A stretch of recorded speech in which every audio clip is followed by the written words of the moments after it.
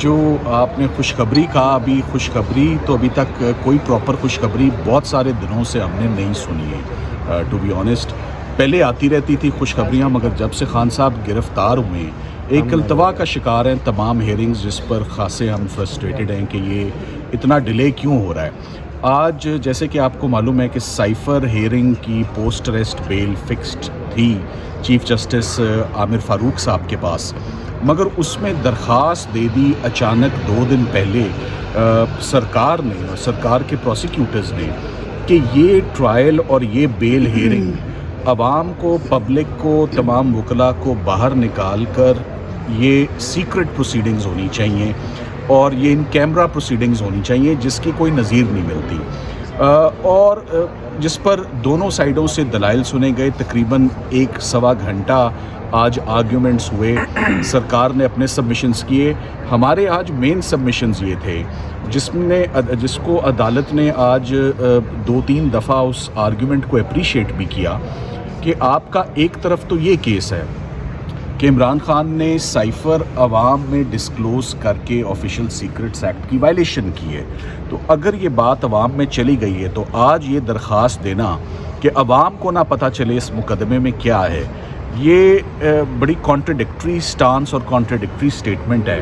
اور ہم نے آج یہی کہا کہ ہماری ضمانت کی بنیاد ہی آپ کی یہ درخواست ہے جو آپ نے فائل کی ہے کہ کسی کو پتہ نہیں چلنا چاہیے کہ آفیشیل سیکرٹس ایکٹ کیا ہے اور اس میں الزامات کیا ہیں، کیونکہ ان کا اپنا موقف اور اپنا کیس ہے کہ خان صاحب نے یہ ساری بات پاکستان کی عوام کو بتا دی ہے.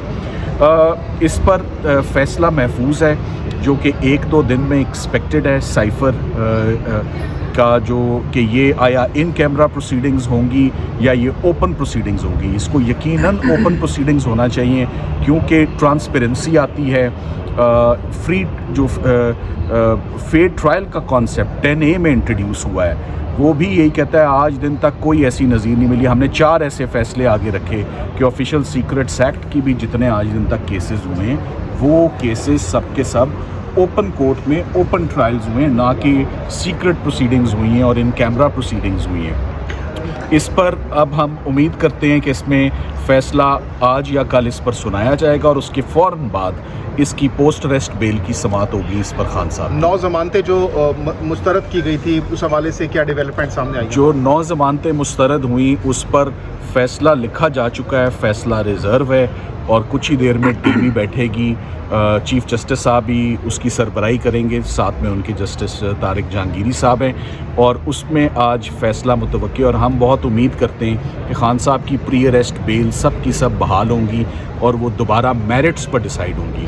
کیونکہ یہ جو اعظم خان صاحب کو بطور گواہ پیش کیا جا رہا ہے، مرکزی گواہ، اور 164 کا بیان بھی ہوا ہے اور آپ لوگوں کو شاید ہمیں بھی بعد میں پتہ چلا ہے، تو اس کی کیا حقیقت ہے؟ یہ 28 گواہوں کی جو بات کی جا رہی ہے. دیکھیں ایک چیز اس میں ایڈ کر لیجیے، گواہان کی جو سٹیٹمنٹس ہوتی ہیں وہ ملزم کے سامنے ریکارڈ کرنے کا بھی ایک ہوتا ہے، ان کے سامنے ریکارڈ کی جانی چاہیے. تو کیا ایسا ہوا ہے یا اس میں بھی کسی کو انفارم نہیں کیا گیا؟ دیکھیں 164 کی سٹیٹمنٹ کے لیے جیسے آپ نے کہا درست کہا کہ موقع اور اپرچونٹی دی جاتی ہے ملزم کو اور اس کے وکیل کو کہ اس پہ جرح کی جا سکے.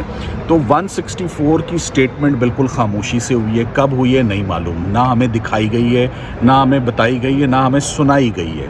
تو کسی ایسے شخص کا بیان جو کہ ہمراہی ملزم ہو، اس کو قانون کی نظر میں اس کی کوئی وقت اور کوئی ایویڈنشری ویلیو نہیں ہوتی. اس کو ہم سٹیٹمنٹ آف کو ایکیوزڈ بولتے ہیں اور اس کا قرآن پاک میں بھی اور پاکستان کی کرمنل جورسپروڈنس میں بھی یہی کہا گیا ہے، most untrustworthy, most unreliable and most undependable witness and dangerous witness, اس کو خطرناک اس کو گواہ کہا جاتا ہے، وہ ایک ہمراہی ملزم کا بیان ہوتا ہے اور پولیس کے آگے کوئی بھی انکشاف کیا ہو اس کی کوئی ویلیو نہیں ہوتی. اور آپ کو معلوم ہے FIR درج ہے اعظم خان صاحب کے نیفیو کی طرف سے کہ وہ لاپتہ ہیں اور پھر چیف جسٹس صاحب عامر فاروق صاحب کے پاس ہیبیس کارپس فائل ہوتی ہے اور وہ پھر آ جاتے ہیں گھر. سو اس میں pressure, coercion, blackmailing, threat rule out نہیں کیا جا سکتا.